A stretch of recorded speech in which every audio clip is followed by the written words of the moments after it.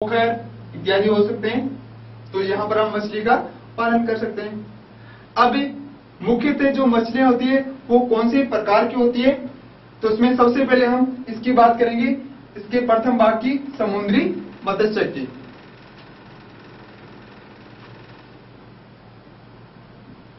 इसका जो फर्स्ट भाग है समुद्री मत्स्य की,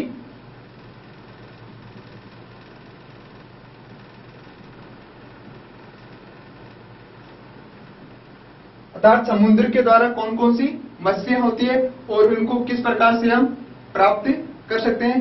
तो इनमें जो मुख्यतः समुद्री मत्स्य की या मछलियां होती है, उदाहरण के लिए हम बात करें इनके लिए पोम्फ्रेट,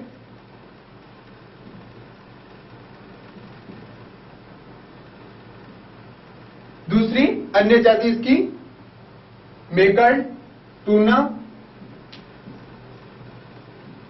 मेकल, टूना, ये मुख्यतः जिनको हम अधिक प्रोटीन स्रोत के रूप में प्राप्त करते हैं। इसके अलावा सार्डाइन,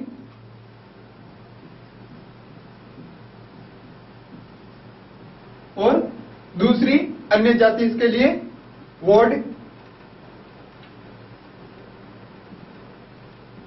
वोडबेक आदि।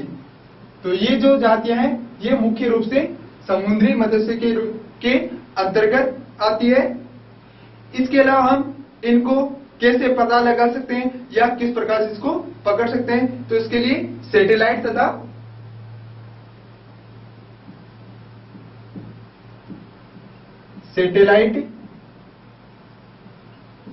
तथा अन्य एक उपकरण होगा प्रतिध्वनि गंभीरता मापी। प्रतिध्वनि गंभीरता मापी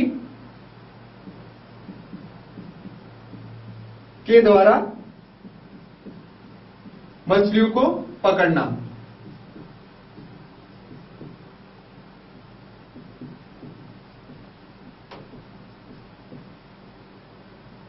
तो प्रतिध्वनि गंभीरता मापी और सैटेलाइट के द्वारा हमें ये पता लगा सकते हैं कि कहां पर मछलियां झुंड में हैं, ताकि हम उसको आसानी से पकड़ सकें। तो यहाँ पर सैटेलाइट या प्रतिध्वनि गंभीरता मापी के द्वारा हम मछलियों को आसानी से पकड़ सकते हैं।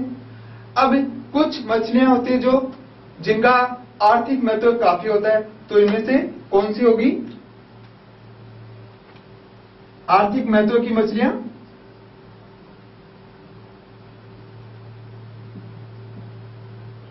आर्थिक महत्व की मछलियां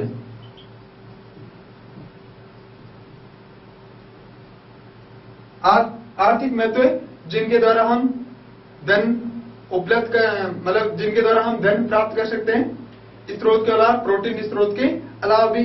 तो इसमें मुलेट,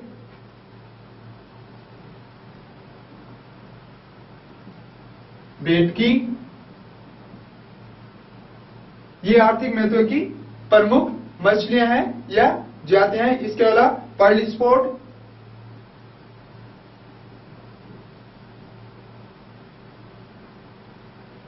ये यहाँ पर मुख्यतः 3 है। इसके अलावा दूसरा हम उदाहरण किस प्रकार से ले सकते हैं, कवचीय मछलियों की।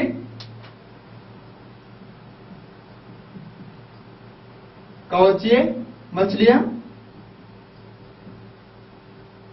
कवचीय मछलियों में हम उदाहरण किस प्रकार से ले सकते हैं, झींगा या मसल, झींगा, मसल। इसके अलावा पर्ल, ओयस्टर या ओयस्टर आदि। जिनका सबसे आर्थिक महत्व ज्यादा होता है वो कवचीय मछलियां, झींगा, मसल और ऑयस्टर होती है। अब जो ऑयस्टर होती है इसके द्वारा हम मोती प्राप्त कर सकते हैं। ऑयस्टर से